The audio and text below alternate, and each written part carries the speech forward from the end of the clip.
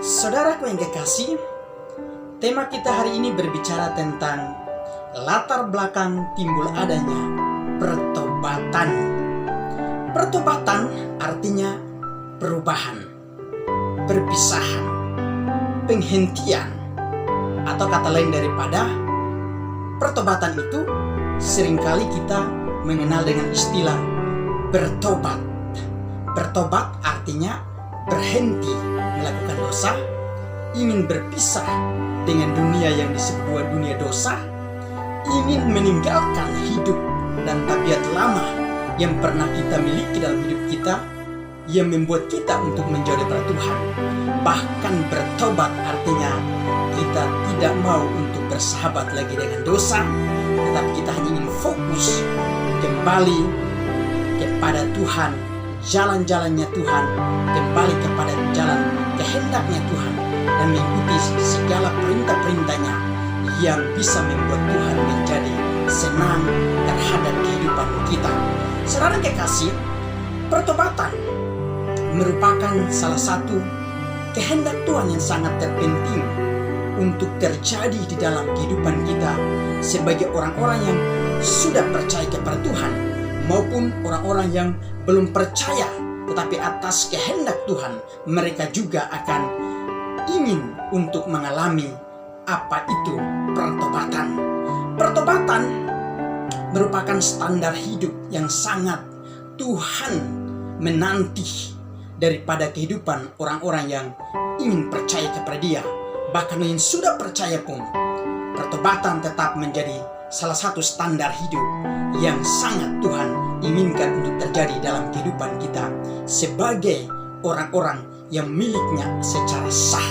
Saudara kekasih, sementara untuk dorongan-dorongan sampai terjadinya sebuah pertobatan, maka hari ini saudara kekasih, di dalam catatan saya ada 5 faktor dorongan yang menyebabkan terjadinya sebuah pertobatan pada kehidupan seseorang, baik itu orang yang sudah percaya sama Tuhan maupun orang-orang yang belum percaya sama Tuhan. Nah, faktor yang pertama di dalam catatan saya, pertobatan itu bisa terjadi disebabkan oleh karena orang menyadari kesalahan di dalam dirinya. Jadi karena faktor kesalahannya yang ada di dalam kehidupan seseorang, lalu orang menyadari, maka dorongan daripada kesadaran itu terhadap setiap dosa dan kesalahan di hadapan Tuhan itu akan membuat atau mempengaruhi seseorang untuk menyadari bahwa bertobat itu sangat penting dan sangat dibutuhkan supaya kembali kepada jalan yang sesuai dengan kehendak Tuhan. Yang tadinya berbuat jahat, kini berhenti untuk berbuat jahat, lalu untuk fokus melakukan apa maunya Tuhan yang sesuai dengan hal-hal yang berkenan di hadapan Tuhan.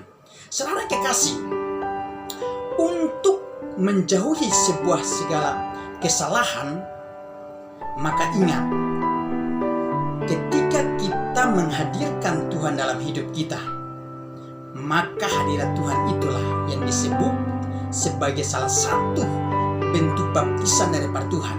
Dan baptisan Tuhan disebut hadirat Tuhan itulah yang bisa membuat kita untuk bisa mendapatkan kekuatan khusus daripada Tuhan, sehingga kita bisa dan mampu untuk membedakan mana yang baik dan mana yang jahat. Sebagai contohnya saudara kekasih, ketika Adam dan Hawa dijadikan oleh Tuhan, menurut Alkitab Kejadian pasal yang ketiga dikatakan bahwa pada waktu itu hidup mereka adalah sempurna di mata Tuhan. Mengapa mereka dikatakan sempurna? Alasannya karena mereka memiliki akal yang sehat. Mereka juga memiliki akal budi yang melebihi ciptaan-ciptaan Tuhan yang lain. Dan bahkan yang paling menariknya, mereka sebagai orang yang pertama kali dijadikan Tuhan, mereka paling sempurna. Sebab waktu itu mereka tidak pernah mengenal apa itu dosa dan apa itu kejahatan. Yang mereka kenal adalah hidup yang baik. Mereka mengenal Tuhan, mereka mentaati kehendaknya Tuhan. Apa yang dibicarakan Tuhan untuk dilakukan, mereka lakukan. Tetapi ketika mereka jatuh dalam dosa, maka mereka pun sudah mulai mengetahui tentang hal yang jahat dan hal yang baik. Mereka sudah mengenal apa itu dosa dan apa yang tidak, yang bukan itu dosa. Saudara kekasih, karena faktor status manusia sebagai orang yang berdosa, berdasarkan Alkitab Roma pasalnya yang ketiga ayat 23 sampai ke 24, bahwa semua manusia adalah orang berdosa, dan dosa ini terjadi di Taman Firdaus yang menimpa kehidupan Adam dan Hawa, sehingga terus terjadi dosa. Dan bahkan ketika sebelum Tuhan Yesus datang pada tahun 2000 lalu untuk menebus dosa-dosa manusia, dosa itu terus bertambah di muka bumi. Dan karena itu status manusia adalah orang yang berdosa. Dan karena berdosa inilah yang merupakan sebuah kesalahan di mata Tuhan. Untuk itu sangat dibutuhkan sebuah pertobatan atau sebuah perubahan hidup, pemulihan hidup, supaya kita kembali bersatu dengan Tuhan seperti semula ketika Dia menciptakan Adam dan Hawa adalah sempurna. Dan tuntutan Tuhan dalam Matius pasal yang kelima ayat 48 adalah, hendaklah kamu sempurna sama seperti Bapamu di surga adalah sempurna. Pertobatan sangat kita butuhkan untuk menuju kepada sebuah jalan kesempurnaan yang sangat diinginkan oleh Tuhan bagi kita semua. Haleluya. Faktor dorongan yang kedua untuk orang bisa bertobat atau terjadinya sebuah pertobatan adalah faktor ingin mengenal Tuhan. Ingin mengenal Tuhan itu sangat penting, saudara kasih. Dan orang bisa mengenal Tuhan dari sisi mendengar firman Tuhan, membaca firman Tuhan, mengalami pengalaman-pengalaman rohani secara pribadi dengan Tuhan, bahkan mendengar kesaksian-kesaksian kebenaran daripada para pelayan Tuhan atau hamba-hamba Tuhan atau setiap orang yang bersaksi tentang kebenaran Tuhan. Rasul Paulus katakan di dalam 2 Korintus pasal 5 ayat yang ke-7, hidup kami bukan karena melihat, tetapi karena percaya. Kita mengenal Tuhan, saudara kasih, dari zaman sejak Tuhan datang ke dunia pada waktu 2000 tahun yang lalu untuk menebus dosa-dosa manusia hingga mati di atas kayu salib. Dan bahkan sampai hari ini kita mengenal Tuhan bukan karena melihat secara langsung kepadanya, tetapi karena kita percaya bahwa ada Tuhan, yaitu Yesus sebagai satu-satunya Sang Juru Selamat dalam hidup kita. Dan kita percaya akan pemberitaan Injil yang sudah diberitakan dari berbagai belahan dunia ini, bahkan yang sudah diberitakan dari tahun ke tahun, dari zaman ke zaman, dari bulan ke bulan, dari minggu ke minggu, bahkan sampai hari ini Injil masih terus diberitakan. Semuanya terjadi, pemberitaan Injil itu hanya untuk menggenapi apa yang sudah diucapkan oleh Tuhan Yesus sebelum Ia terangkat ke surga. Pergilah, beritakanlah Injilku kepada seluruh dunia, dan barang siapa yang percaya dibaptis dan akan diselamatkan. Saudara yang kekasih, untuk hari ini kita berbicara bahwa mengenal Tuhan. Mengenal Tuhan itu dari segi sifatnya, kepribadiannya yang penuh kudus dan suci. Bahkan kita mengenal dari sisi kehendaknya. Dan untuk belajar mengenal Tuhan, sekali lagi saya mau tekankan saudara, bahwa sampai hari ini belum ada satu orang pun yang mampu atau sudah mampu mengenal kehendak Tuhan itu dengan sempurna, ataupun seluruh kepribadian Tuhan dengan sempurna. Dan justru karena belum ada satu orang pun yang mampu belajar untuk mengenal Tuhan itu dengan sempurna, maka tugas kita adalah belajar untuk mengenal Dia melalui sebuah pertobatan hidup.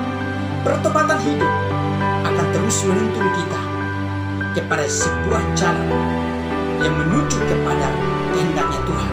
Dan sepanjang perjalanan iman kita mengiringi Tuhan, maka pertobatan itu menjadi salah satu solusi untuk kita terus belajar mengenal Tuhan. Belajar mengenal Tuhan tidak bisa dikatakan bahwa hari ini aku percaya lalu sudah cukup, tidak.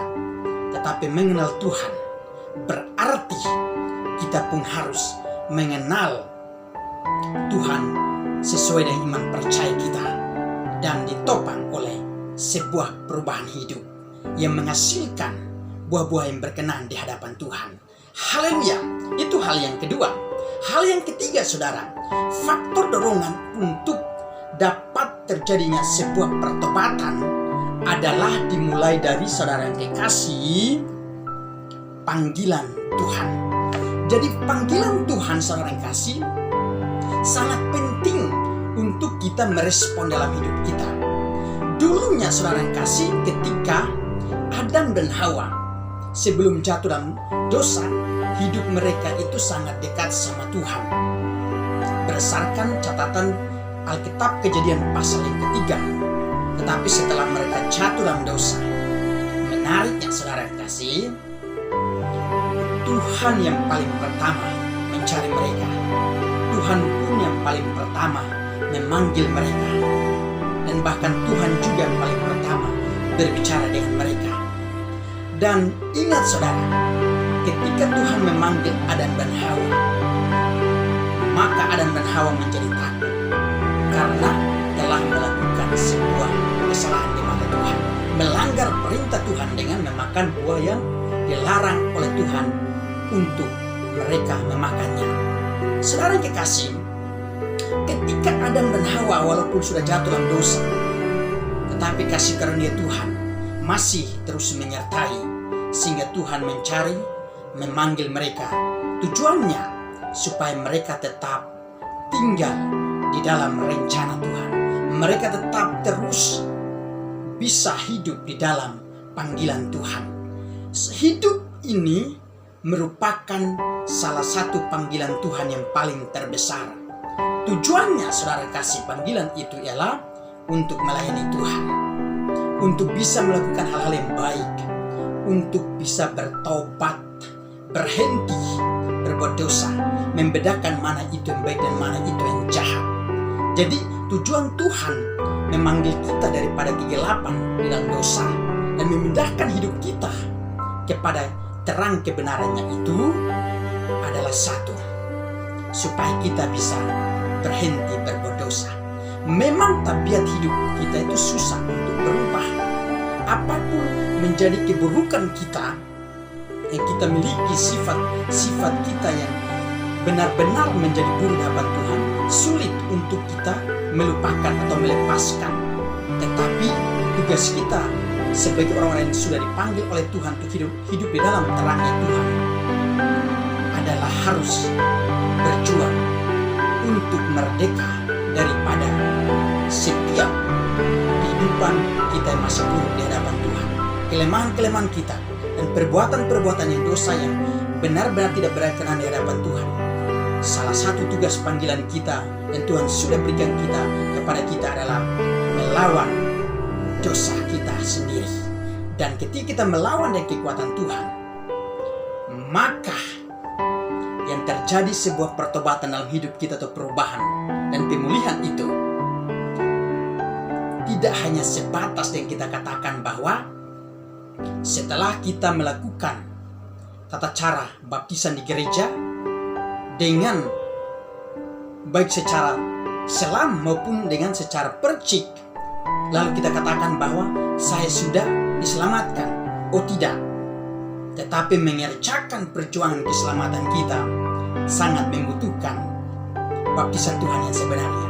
Baptisan Tuhan yang sebenarnya itulah yang bisa membuat seseorang untuk bertobat, yaitu hadirat Tuhan yang sesungguhnya, yang seutuhnya, yang harus terjadi dalam kehidupan kita secara sepenuhnya.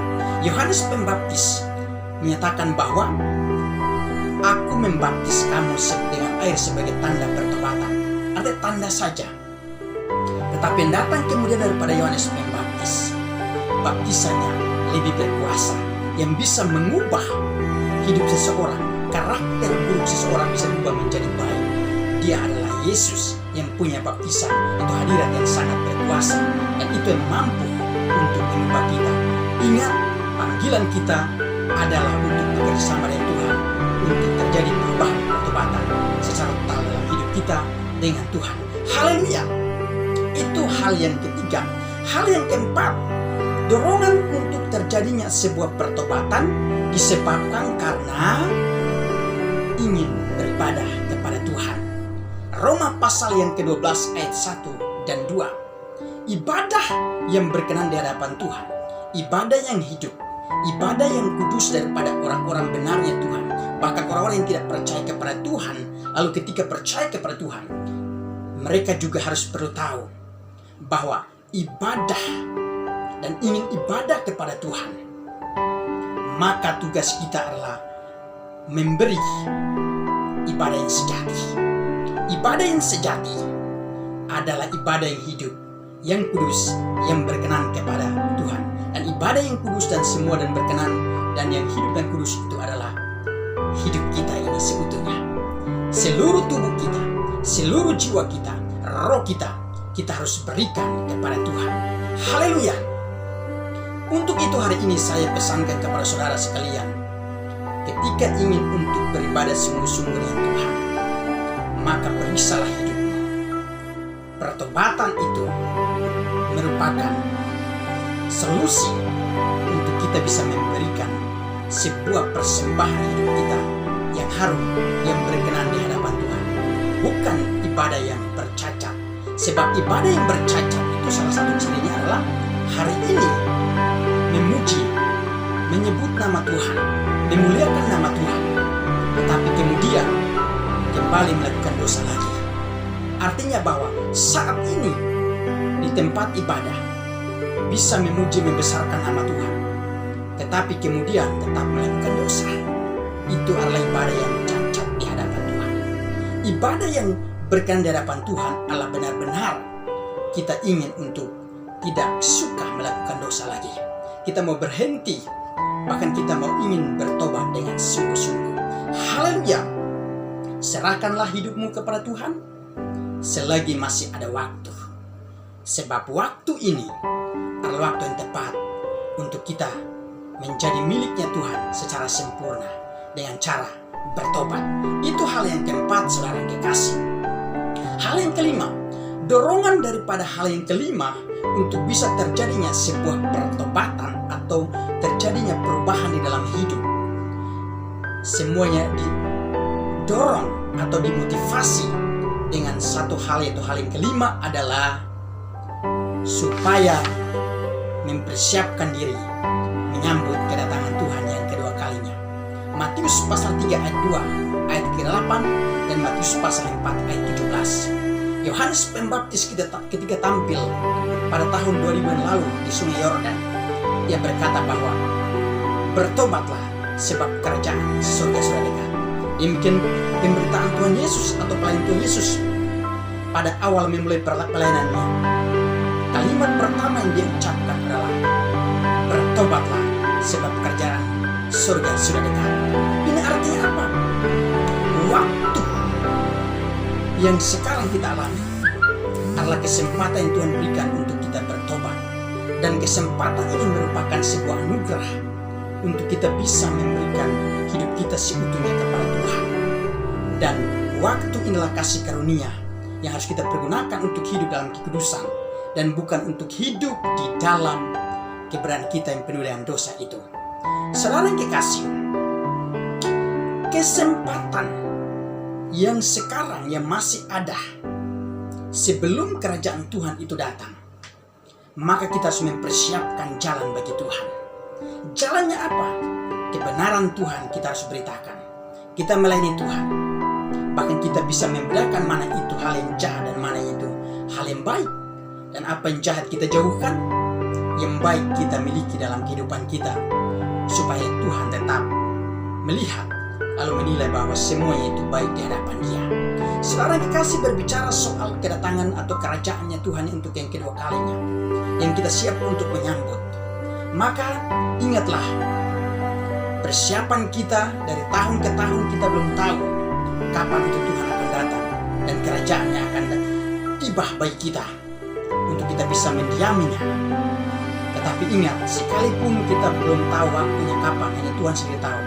Tetapi tugas kita adalah terus melakukan, memperbaharui, mengoreksi hidup kita, terus mempersiapkan hidup kita supaya terus berkenan di hadapan Tuhan. Sehingga ketika Tuhan datang dengan tiba-tiba, maka kita didapati layak untuk masuk di dalam kerajaannya. Banyak gereja-gereja yang membuat tulisan bahwa mempersiapkan jemaat untuk menyambut kedatangan Tuhan yang kedua kali, saudara.